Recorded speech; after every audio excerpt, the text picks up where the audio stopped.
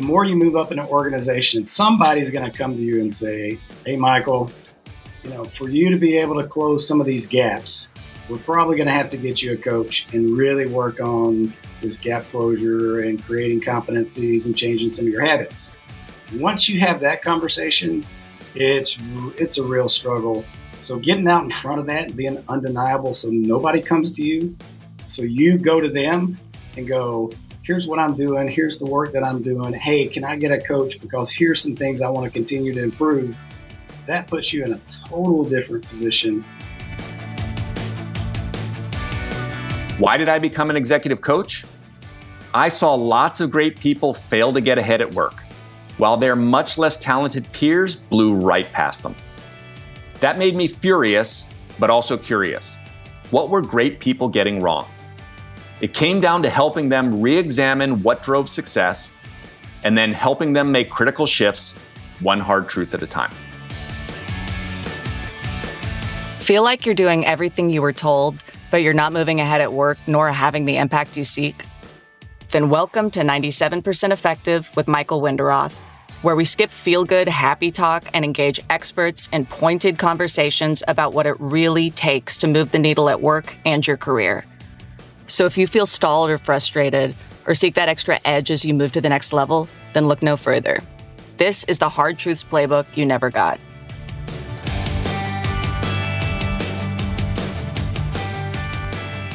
Hi, I'm Michael Wenderoth, and you're listening to 97% Effective.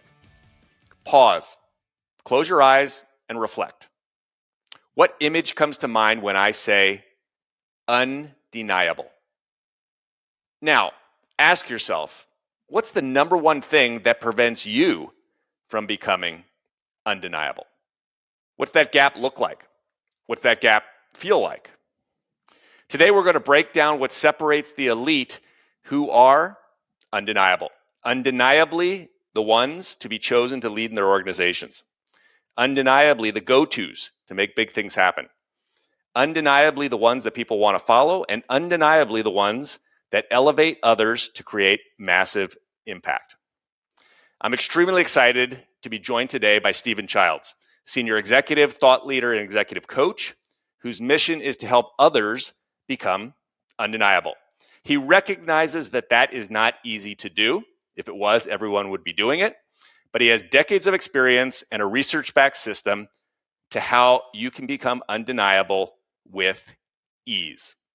Stephen Childs is VP and CHRO, that's the Chief Human Resources Officer, at the $8.5 billion leader Panasonic Automotive, where he's been instrumental in making it one of the most admired places to work. He's a deep passion for people first, best practices, and is really relentless in working to build a culture to prove it. And this is what distinguishes him and why he's a guest today. He is willing and very intentional to share everything he has learned from others. In addition to leading Panasonic's talent management cycle, Stephen is a highly sought after global keynote speaker, executive coach, certified at Columbia University, member of the Forbes Human Resources Council, and a global talent fellow at the Wharton School. 2 times HR Executive of the Year, educated at the University of Alabama. Stephen is a sharp thinker and lifelong learner. Stephen, pleasure to have you here today. Welcome to 97% Effective. Yeah, Michael, thanks for having me, and I'm excited to join the conversation. Awesome. In my intro, when I was having people picture an image with the word undeniable, what comes up for you? Yeah, so I'll close my eyes just to go through the process. But when I close my eyes, I see a lack of worry and stress about the things that need to be done to be successful. When I think undeniable, you take the stress out of your ability to be successful, whatever that means for you. And that means a lot of different things to a lot of different people. But whatever that success model looks like, you just take the worry and stress out of it if you can be undeniable. We're going to talk all about that. That is part of what you mention when you say the word ease. You speak a lot. There is a lot of your writing on the internet. I like to ask people in this age of the internet, is there one thing that we won't find out about you on the internet that would give us some deeper insight into into you, Stephen? Yeah, actually, I don't even know that you can find something that's not on the internet these days. But yeah, if I was to think about one thing that generally surprises people who don't know me when they meet me is I'm a little bit of an adrenaline junkie. So I love motorcycles. I have several motorcycles. I surf, I skydive, I do Spartan races, these sort of long obstacle races, anything that kind of gets the blood going. And that it creates an interesting contrast, kind of, as I think about that. I think of that as very stressful. And so, but it sounds like it's something you do with a lot of ease. And It's a little bit stress relieving depending on your personality, maybe. we're particularly going to talk about your work as a coach, internally and externally, and the work you do with others. You are senior executive at Panasonic Automotive, and you've been there 25 years, progressive positions, making a huge impact. So that's rare in this day and age. And it's also quite rare to see employers allow their employees to work outside too. You're a global keynote speaker and you work with executives outside. Could you share what enabled or how you created that really powerful combo, being able to both work at Panasonic and outside? Yeah, I think one of the biggest things that sort of enable that is the culture that you have as a company. So I'm lucky enough, a lot of the work that we've been doing over the last 6 or 7 years is create a culture that really put people before product. And if you have a culture that has trust at the top of that, then a lot of the worry goes away from a corporate standpoint of, am I doing something externally that's going to put harm or be a conflict of interest to that of Panasonic? And in the cases of keynote speaking or coaching and those kind of things, it's actually a benefit to Panasonic. And sort of one of the agreements that me and the company had, even my president had when I went to get this certification at Columbia in coaching, was it would have external and internal coaching. Of course, the external coaching is part of the requirements that you need to even get the coaching certification. So, but just imagine the more I coach external, the more I learn and the more valuable my coaching capabilities are internal. So there's a huge benefit to that. And the other thing that you talked about was sort of the speaking engagements and helping others is it's the same premise. So think through every time I go and help a corporation or I go speak, I'm also learning, right? So I'm listening to other speakers, I'm meeting other people. All of those things have extreme and have had extreme value in helping our organization move forward at an accelerated rate. Other keynote speakers, other people I've met, I've always tapped into their capabilities and skill set, right? I might speak on a topic, but then I hear about 4 or 5 topics that I'm not so strong at. I pick that up, and then we leverage that inside of Panasonic. So it's a win-win. Yeah, so you're constantly bringing that back into the organization. And it sounds like you also have a very good relationship with a lot of the key stakeholders as you've built that into the culture.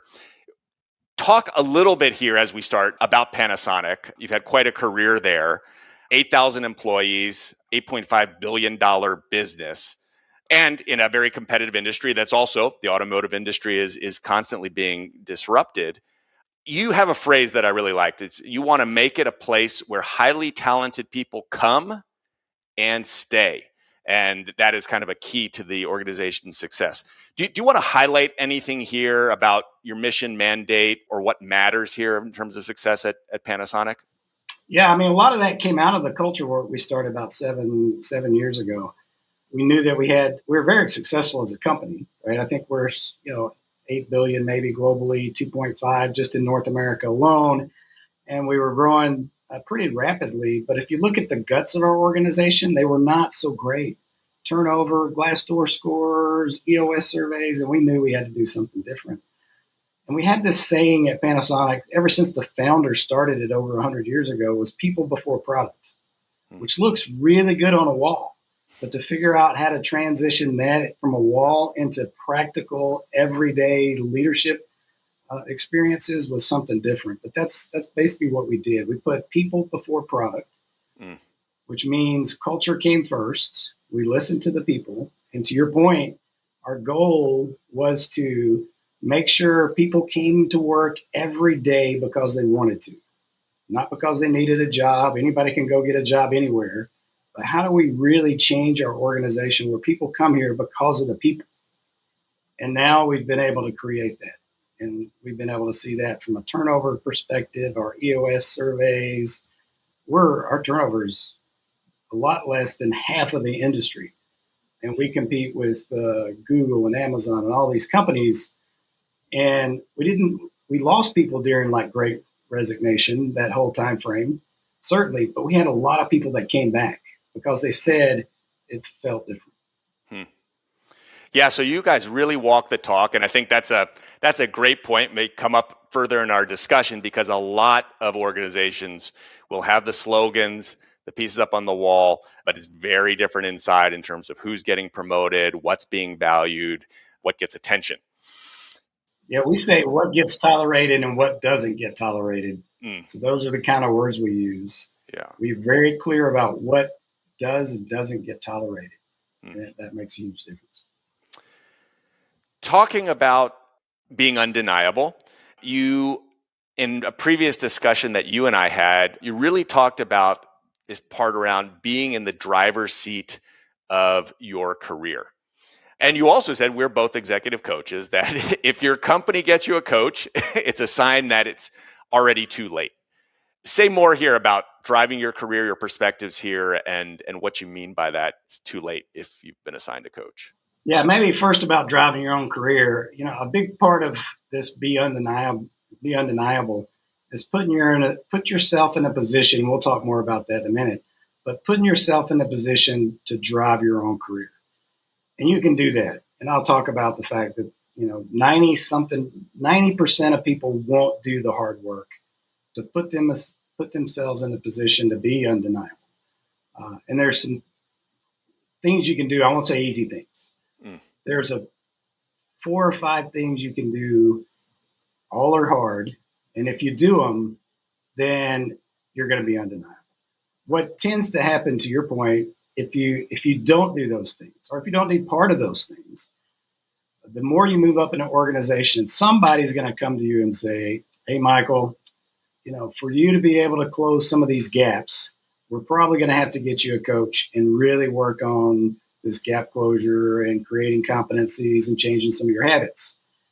Once you have that conversation, it's a real struggle for you to take that, move forward, and be successful. You're already way behind the 8 ball, so to speak. So getting out in front of that and being undeniable so nobody comes to you, so you go to them and go, here's what I'm doing, here's the work that I'm doing. Hey, can I get a coach because here's some things I want to continue to improve. That puts you in a total different position, not defensive position, very proactive position to be undeniable. So being very proactive, and I mean, let's go into it. Undeniable is the word you like to use, and this phrase, which I absolutely love, and it's very central to your coaching, what you just talked about. Talk more about being undeniable, and you mentioned 4 or 5 things. Maybe a sense of what some of those are. Yeah, the whole premise of being undeniable is putting the work in, right? If I was going to summarize it at the top, it would be you've got to put the work in. You got to be willing to put the work in. And again, I already mentioned the research is really crazy on this, that people hate change. And this is part of my coaching. And just give me an example of how much people hate change, even when they're changing themselves for the better, to be undeniable. Even if you take some medical research on change and somebody comes to you and say, hey, Michael, you're going to be blind in about 2 years unless you do these 2 things. Take this in the morning and do these drops in the afternoon. And if you do that every day, then you have a really good chance not to be blind. What do you think the percentages are of those people that actually do that? I'm hoping it's high, but I'm guessing that it's not. Yes, less than 50%. Less than 50% of people will actually do stuff to, one, not go blind or even save their lives, whether it's heart conditions or anything else. So it's pretty interesting. The research says if you're willing to put the work in, you already won. Because most people are not going to put the work in. And that could be getting a coach, being proactive, figuring out how to close gaps, work on habit change. What are those things that you can do different? related to habit change. And there's a lot of ways to go about creating skills. And I would say not easy, but easy processes to be able to create skills. You do something 15 to 18 minutes a day. Who can't do something for 15 to 18 minutes a day? For a year, you're 90% better than almost anybody in that field, whether that's kickboxing or playing a guitar or anything. You pick the skill and you put that level of 15 to 18 minutes a day for a year, then you've already won. That's undeniable. The science is there. It tells you it works. But again, the percentages of people that are even willing to spend 18 minutes a day to dramatically improve themselves is low. And I hear a lot from clients that, hey, I am putting in the work. I am doing the things, but my boss is blocking me. There are things in the organization like biases against me. Well, let me first toss that to you. When you're seeing that, which you see kind of across your organization, or you're hearing that as a coach in a conversation, how do you respond to that? What do you think about it? Yeah, it's not even close to true. Not that there's not different things in organizations that make it difficult, or getting the right visibility, or having a terrible leader that may be directly above you.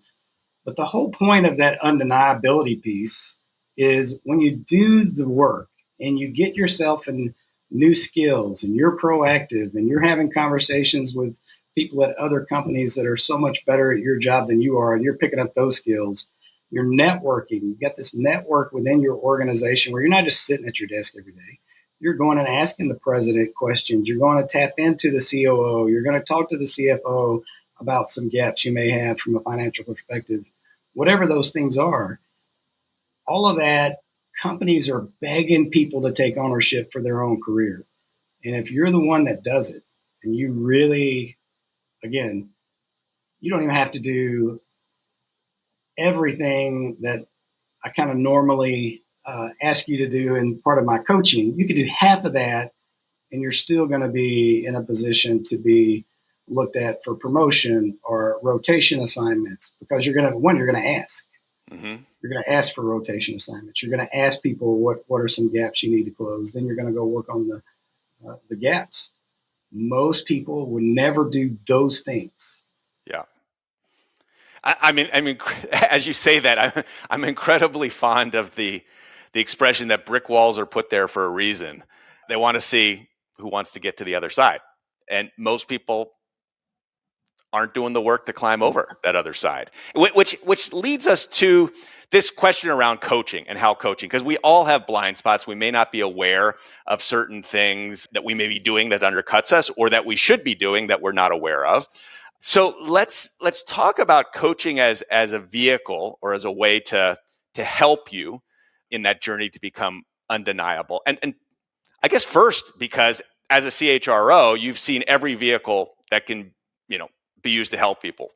Training programs, there's now a flurry of online things. Sometimes they're just putting in the work, like you said. But could you speak to where coaching kind of sits in this and is helpful to people versus, say, lots of other vehicles that can help people get where they want to go, or to that other side of the brick wall?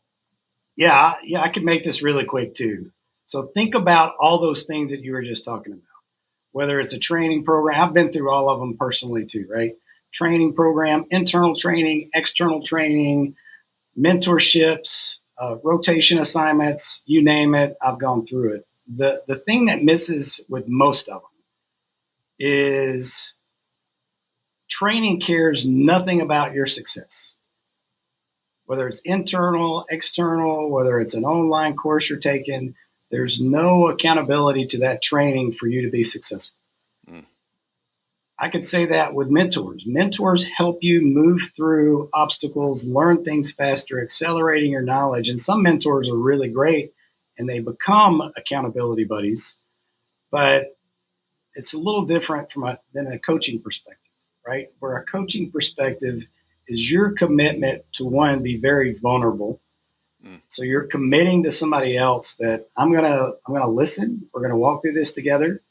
The coach has a lot of accountability. The coach's number one thing is to help you be successful. So it is a vehicle for success. If that coach doesn't have a really good process to listen, where do you want to go, help you understand the roadmap for that journey that you want to go on, and drive some pretty high accountability from a coaching aspect, then they're probably not a good coach. Coaches care about your success even more than family members. And I have a lot of stories on that from people that unintentionally family members can really derail some success. But coaches really kind of stick to what is the goal of the individual, and they put together a success roadmap to help that person succeed. And again, a lot of a really high level of accountability from that coach. None of the other mechanisms, to include your boss. Your boss doesn't care near as much about your success as their own or the company's normally. I won't say that about every boss, but they're not trained to be high level of accountability and success leaders. Most are. And say, because the word accountability came up multiple times, and I that is a huge part of the coaching relationship. And for you and your engagements, I mean, what types of things are you finding or really is effective in keeping clients accountable that you work with? Yeah, I can just tell you, even as of this morning, I have clients that are no longer technically clients because we ended our coaching assignment. I'm still texting them. I texted them this morning to go, where are you on this? Did you stop? Did you get up? Did you do the things? Are you still doing the things that you promised that you would do in our coaching? I'm not getting paid for that, right? That's part of what was built into this accountability promise that I kind of make to at least my coaching clients, is that accountability, even during the coaching, is probably a little heavier because every time they come to a coaching session, they don't want to come not doing their homework, because we talk a lot about that. If you're going to do this, do it. Just do it. And I'll ask you where you are with it. I'll help you catch up, but you just got to do it. So there's a lot of, I don't want to show up to my next coaching session without my homework being done. But then that's literally what that email said yesterday is, hey, I didn't want to respond to you until I did it. So you sent me a text saying, did I do it? I didn't. I did it before I responded back. And that's sort of just an example of even how that accountability kind of keeps going. Yeah. I mean, and to be clear here, you're accountable, you're in their camp, but going back to what you said earlier, they're doing the work, right? You know, this is not Stephen coming in and training and showing you and leading your That's conversations correct. for you. It's that accountability piece. To speak about, you know, some of the clients, and you work with very senior leaders inside and outside. What is the you know, kind of typical, I guess we would call presenting issue? As you work with a client, obviously more things come up, but what is the typical presenting issue that is brought before you guys when you start? Yeah, well, I think statistically it's probably executive presence, which is very vague, Yeah. right? Some boss tells them that they need to go work on executive presence. So they start looking for a coach to figure out what that looks like and what that really means. And then again, once you get the coaching started and you start really talking about what executive presence is, and you start helping them understand, here's all the things that you could focus on if you really wanted to improve your executive presence, then people narrow down that scope through the coaching to say, okay, if we're going to focus on this for the next 3 months or 6 months, I want to focus on these things. So they really kind of pick and choose what's the most important to them, which is very important in a coaching session. They got to have buy-in and some want to, right? And then they generally narrow themselves down to a subset of executive presence to work on. You've been listening to 97% Effective with your host, Executive Coach Michael Winderoth. If this interview is making you think, make sure to share it with a friend. Now, back to our interview. I mean, talk more also about executive presence. This is a huge part of my practice as well, and many out there listening, you know, when I poll them, this topic comes up because it is that frustrating piece of most executives will say, well, I can't describe it, but I know it when I see it. And when I'm doing a 360, I'll say, well, let's talk about what that, specifics and how that's showing up. As you work with individuals, part of it also is maybe they don't know what they don't know. Correct. And so you're bringing in a certain expertise there, but obviously kind of working with them. Can you share a little bit of how you at least get them at a high level thinking about executive presence when it is such an amorphous topic? Yeah. The cool thing is I ran into a model a couple of years ago. Brooke Volkovich, Kellogg Business School, had a really great model for executive presence, and it's really equation. And when I share this with my clients, almost every one of them gravitates toward it. It's easy to understand.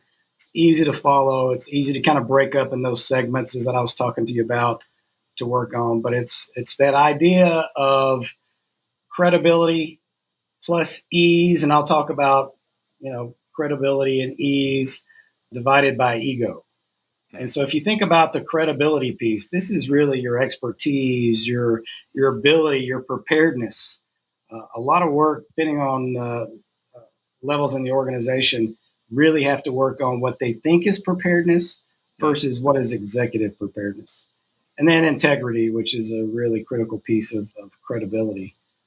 So credibility, again, is sort of the expertise, preparedness, and integrity. The ease part that I'm talking about is really this ability to take care of yourself so you can be that top level executive. And so many people just brush right over that and don't even know that it's really part of an executive presence model.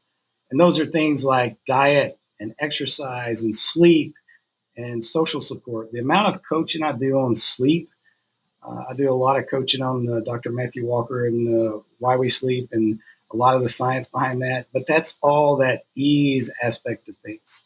So the funny part, Michael, is when I start a lot of this executive coaching and people, and I share the model with them. Here's kind of what this executive presence model is. Generally, when they come into coaching, they come in with a whole different mindset. I'm going to work on these competencies.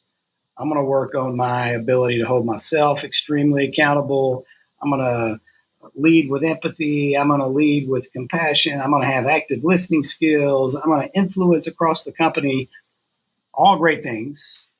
But most, when I say most, 60 to 65, 70% of the people, once they start picking and choosing where they want to focus, because we'll talk about habit building in just a minute too, which is really critical to the success, is they focus in the ease.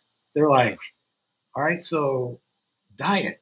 So I'm gonna do this, or I'm gonna do walking. I'm gonna walk every day. I'm gonna walk every day for 63 days. I'm gonna change that habit. I'm gonna go from somebody who wants to be a walker to a walker. I want to change my diet. And so those are some things that they tend to focus on because it's, I don't know, easy to grab a hold of and something they've probably done in the past. They just didn't do it with the science behind it. Mm-hmm. I like that model a lot because there tends to be this executive presence is looking like a certain model of individual. Share, the keys to building habits and what really works with your clients. Yeah, so I kind of lean on two different things, right? I lean on this idea of it's 63 days. Dr. Caroline Leaf, she's done about 30 years of research in this space and kind of retouched on this. Does it take 21 days to create a habit? Does it take whatever? So her research basically says it takes about 63 days to create a habit. And if you think of 63 days for anything, it's sort of like anybody can do 15 minutes a day doing something, right? Long term to create a skill. Anybody can do something for 63 days. So the science behind it is, and it varies by person. So I talk about the 63-day model, but then I just encourage people to do 90 days. So anything that I'm going to do personally, if I'm going to change a habit, create a new one, get rid of an old one, I'm going to do it for 90 days. And that 90 days is to really change those neural pathways in your brain to where you were somebody who wants to walk, and now you're somebody who's created these neural pathways that you're just going to start. You're going to be a walker, right? Or you're going to not eat sugar, right? So I'm going to be somebody who is changing my diet, and I decide for 90 days, I did this, by the way, you're going to take sugar completely out of your diet for 90 days. That's hard. But all you got to do is for 90 days. After 90 days, it changes the neural pathways in your brain, and all those things that were hard just from a change perspective now are so much easier, like dramatically easier. And so that's one of the concepts I use is we narrow the focus on things they want to change a habit on. I don't even care what the habit is because we're just going to learn to change a habit. And then we pick something and we create that habit using sort of this 63-day premise. The other piece that we use, one of my favorite books is James Clear has the Atomic Habit book, which I love. And it's the aggregation of marginal gains, which we say don't bite the elephant off, in too big of chunks. You got to do it a little bit at a time. And the aggregation of marginal gains is this concept of if you just go in and you say, I'm going to improve 1% every day. I'm just going to go in, do something a little bit every single day. The dramatic effect that has over a long-term period, same thing, that 15-minute, 18 minutes a day, minuscule in your day, really minuscule. A year, you play guitar, you speak Spanish, you're an airline, you're a private pilot, whatever those things are that I've kind of worked with people to change sort of I say change their life. Sounds dramatic, but it literally changes their life. 15 minutes a day is that aggregation of marginal gains. So I stick primarily with those two, especially first 3 months, 6 months of really just diving in. And then you can habit stack. Then you can go, well, I did walking. Now I'm going to really figure out how to influence. What are those things I need to do to really change my ability to influence relationships or whatever? Then you create your habit stacking process for creating that habit. And then you can go to the next one and go to the next one. And I have people that basically say, man, I've habit stacked about 6 or 8 things since a year ago, since we had our coaching. And it's pretty powerful to see people just keep on with that habit creation. By the time we get to 90 days, one, they're so proud of themselves for committing to something for 90 days. It's an endorphin builder just in itself. It changes really the chemical compounds in their brain from having these wins, and that's a win. You do something for 90 days. At be a CHRO and all the things I've accomplished, stopping sugar for 90 days, man, I was really proud of myself. I mean, and I've done a lot of different things, and I was probably more proud of myself for not doing sugar for 90 days than I was getting a global fellow at Wharton for talent management. Right. Because it was really hard. But now I can do anything for 90 days, right? It sets you on a different path to go, now I'm going to do this. Move it over to whatever the next best thing is, or something they didn't even know was important 90 days ago that now is really, really important to them. Yeah, I had a very similar experience when I dropped eating meat. I thought that was going to be impossible. And then here I am 3.5 years later, learning a lot from that process. This also makes me think about, as one article that I love that you wrote, it's the WTF. And for those out there, you're immediately thinking, where's this going, especially coming from a chief human resources officer. But it struck me, and as we've had this conversation, that this WTF that you refer to in the article really embodies a lot of the process, the mindset that is the key to kind of moving forward and developing habits. You want to just share some highlights from that? Yeah, it was pretty interesting. One of the things I was doing, especially internal from a leadership development standpoint, I was trying to figure out how to connect and make things stick with our leadership team. And the Neuro Leadership Institute, David Rock and his team, I'd worked with some of his team to do some things internally on growth mindset with our organization. One thing they mentioned was, if you're going to sell something, and if that selling something is going to be a leadership model or a goal setting process or whatever it's going to be, it's got to be sticky. And so I really started thinking through that. What does that mean? It's got to be sticky. It's just branding 101, right? This thing's got to be sticky. How do you get the hook into somebody to really think through, if I'm going to have a goal setting process, then I've got to create a model that people remember when they walk away from the conversation, that they can replicate later because they remember. And that's where WTF came from. And again, it's a clean version, as you mentioned, but it basically gets to, you got to want it. And that want could be a lot of different things. It doesn't have to be your biggest passion in life. This is kind of going towards goal creation, right? But if your boss tells you that you've got to get this done in this year or you're not going to be here, you're going to tend to want something, right? So you got to really want it. You got to think about it all the time. So how do you do that? How do you keep it, the front part of your mind? And for me, a lot of vision boards. I write it down. I do vision boards on my phone. I have it on whiteboard. So there's no shortage of me seeing this all the time. And then I focus on it. I spend the time working on those things that are going to get to that end result, right? This goes to putting the work in.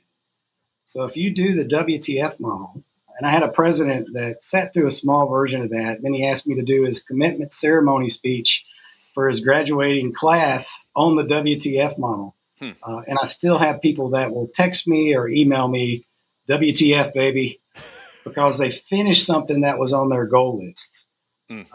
So it's just real sticky way of thinking through how to accomplish your goals. Yeah. So want it, think, and focus. WTF. And again, the piece you wrote about let's move away from resolutions into this model was really powerful. On a very practical level, and I know you have kind of observed, what some of these individuals do as they rise and they make an impact in organizations. What would be one or two that you would just kind of point out, say, here's what these folks are doing that separates them from the other 90%? Yeah, one thing you mentioned, Michael, is I tend to focus on the research, right? Which helps because, again, if you focus on research and there's peer-reviewed data, and it's hard to say, no, you're not right.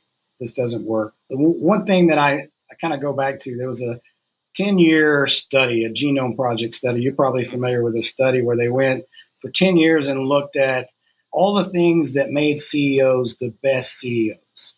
Again, very long study, 10-year study, and they narrowed it down to sort of four things from that C-suite level. And the four things really came down to decision making, so with speed and confidence and conviction, not waiting around for 100% of the information to make a decision. How do you become confident and comfortable making decisions with 70 to 75% of the information? Right. Engaging for impact. So this is really understanding your stakeholders, seeing things through their light, communicating really, really well with them, not just running amok once you hear this is what we're going to put in place and move with it. Is constantly communicating with those stakeholders, the ability to navigate change, and then at the end of the day, delivering reliability in the products. So those came out to be the top four things. Why do we get so many leaders who rise to the top who are not effective or run their organizations in the ground? Thoughts on this? Yeah, it's not a real long answer, to be honest, right? Think about sort of where I started in this podcast when I said 90% won't do the work. So now you're trying to fill all of these key roles across multiple companies and multiple slots with 10% population. You only have 10% of the people willing to do the work. And you've got to promote a lot of different people that have not done the work in hopes that this is going to encourage them to do more work, or we can train them into this, or we can develop these skill sets. Sometimes you can, right? But unless they own it themselves, it's hard to, it's hard to muscle people through skill development, especially these levels of skill development, unless they have a real desire to want to be in that role. So it really comes down to the fact that the percentages of people who are willing to do the work at that level to be proficient. I'll just give you a real quick story. When I was moved into the CHRO role, the first thing I did was I started to connect with other CHROs. I should have done this earlier, right? So this is going back 7 years ago. And they put me in. I spoke to 2 or 3 CHROs. I realized really quick, I'm not even qualified. based off the people that I just talked to. I don't even know why my boss put me in this role. But those were really highly qualified CHROs. And so at that point, I go, here's what I'm going to do. I'm going to do everything I can to talk to people who are better than me so I can close that gap and earn the job that somebody gave me before I actually earned it. And we do that all the time with people. We put them in jobs that they haven't earned yet, maybe by time and maybe by, they have pretty good skill set to be able to do that. But unless somebody goes, I'm going to put the work in, then you're just trying to muscle people through organizations. They fail, that group fails, it becomes an issue. The company, depending on what position you put them in, the company could certainly fail. But it's just based off the math of, if you want to be that 10%, that's the undeniable part. There's no way you're not going to succeed if you do the work. How'd you do that? You were at that level probably reaching out to, if you've got to look above you, like the Fortune 10, right? CHROs. It was Microsoft and HP and IBM. And our listeners out there are saying, how did he do that? Or how do I do that? If I'm down the organization, I see someone I admire, I want to learn from them. They're busy. Again, most people aren't reaching out to them. So if you don't ask, you're never going to get a yes or a no. But, operationalize it. Is there a good way to kind of do that, or like a bad way that you're not going to get a result? Yeah, I don't know if there's a bad way, right? So I think the good way, and I've actually built this into goals and objectives for my direct reports. I said every quarter you've got to figure out, or every half of the year, you've got to figure out people that do your job better than you. You need to reach out to them. The funny thing is, you said it, most people are not reaching out to them. So if you reach out and say, hey, look, I'm just got put in this role, or I'm in this role, and I see the work that you're doing. People love to talk about their successes. And unless there's a conflict of interest and there's a conflict between your company and their company, I always pick people who are not even in my industry, right? So I would reach out to IBM or Microsoft or HP, and I'd say 90% of the people that I reached out to were willing to talk to me. And I would go, hey, look, I'm going to be in your area. As long as you say, yes, I'm going to be in your area. I want to be in your area. I'd love to spend 30 minutes with you. Generally, again, 90% say yes. I get there. And then they spend a lot more than 30 minutes with me explaining what they've done. And some let me talk to people on their team, specifically in certain areas. And then I could say the same for my staff. They started doing the same thing, which gets me to the other piece of, once you do that, anybody that calls you, be open to saying yes. And you can't say yes to everybody, but again, almost the numbers of people who actually reach out and have conversations with you are pretty low. But I've also said that to my people. If somebody calls you and wants to figure out how to do it better, you go tell them. As long as it's not our competitor, as long as it's not a conflict of interest, you help them. Right. And so that's became part of sort of the structure we use. We leveraged a lot of really smart people to do really great things and change our company and ourselves. But we also give back to anybody that calls and asks for help as well. So there's the very practical assignment for people out there if they want to be proactive and manage their careers. Go ask someone who's doing it better, or go help someone who's proactive enough to reach out and professional enough to do that. Stephen, as we're coming to the end here, you've done a lot of work too around the topic of the day, which has been a topic for quite some time, which is around DEI. Any piece that you want to add? We did not get into that, but a huge part of your speaking and work also addresses this topic. Yeah, and this kind of goes back to the culture that you create too. If you can figure out how to cultivate a culture of listening to people, building trust, being transparent, people are going to come to you. We have a bunch of different ways that we do this. We have what we call real talks, which is we have executives host meetings and go, we don't have an agenda. You tell me what's on your mind, and then we'll talk about it. We do town halls. We do, of course, employee opinion surveys, but we just don't do employee opinion surveys. We have all of our executive own an action tracker to all of those gaps that are in that employee opinion survey, and then they have to meet with their teams on a quarterly basis to show them that they're doing work on it. So it goes back to, you tell us what's wrong, we're going to work on it. If we don't, it's going to be really, really clear, right? So we're going to put your needs as a person at the forefront of what we do. And if you do that, the DEI piece becomes a lot easier to work on because you're listening to people. You've given people a platform to speak their mind without fear of retaliation. There's mechanisms to reach out, have conversations with executives about what's wrong so they can tell us, look, Stephen, we really need to do this as far as women leadership, or we need to partner with this group, or we've got enough trust where people can come and have real conversations. With a lot of the individuals that I coach, I tell them to be cautious at first and to study the culture and what is actually happening, who's getting promoted, is there retaliation going when you share something, is there transparency about what's happening. So the select few organizations that are walking the talk, that have that culture, enables a lot of these great things to happen, which is clearly driven your success at Panasonic.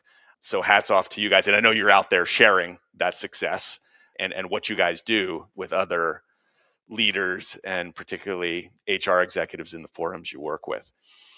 Yeah, and the good thing, Michael, is when you have that culture, you end up keeping all the best people and you end up hiring all the best people that match that culture model, right? Yeah. So you attract what you operate to, right? It goes back to what you do and don't tolerate. And then you end up attracting people that fit really, really well in that culture. And we've got some amazing people that's sort of allowed us to be a best place to work year over year over year. And I go back to what you said, where highly talented people come and stay. And stay. Final question, Stephen, was there anything that I did not ask that I should have that you want to address? No, I don't think so. I think, again, one of the biggest things that I would just say, because we started out this with being undeniable, is you're not going to be undeniable if you're not just willing to put the work in. But the interesting thing people realize when they start putting the work in is how much they love that. It seems really hard, and it is hard. It's not easy.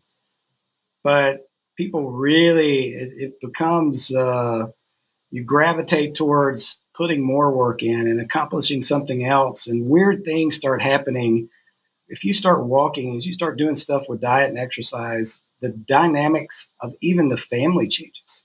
Your relationship with your daughter and son changes. Your relationship with your spouse changes. All these things change as a result of you just putting in work in, even if it was unintended for that space. So it's pretty cool to see how people want to just keep this work going because of the unattended consequences of just putting in the work. So that's where I would leave it. Because you're going to be real surprised of the end result once you just commit to putting the work in. Yeah. And getting a coach and figuring out, how do you find somebody who cares about your success? That's a really big piece of that. Very much goes to both of us studied at Columbia, which was the whole person aspect of coaching. Yep. Stephen, absolute pleasure today. How do people best reach you, see your work, learn more about the great stuff also you guys are doing at Panasonic? Yeah, certainly if they go to LinkedIn and follow me on LinkedIn, then it has a link to my coaching business as well as to a lot of the things that I've published specific to the work we've done at Panasonic. So feel free to follow me, connect with me on LinkedIn, and go from there. Thank you so much for your time today. Incredibly inspiring as well. Yeah, I appreciate it too, Michael. Great conversation. Thanks for listening to 97% Effective, where we skip happy talk and help you break through and ascend one hard truth at a time. Help others discover this show. Leave a review and rating wherever you listen to your podcasts. And if you like what you heard, you can get free resources, including the first chapters of Michael's book, Get Promoted, on his website, www.changwenderoth.com. That's www.changwenderoth.com.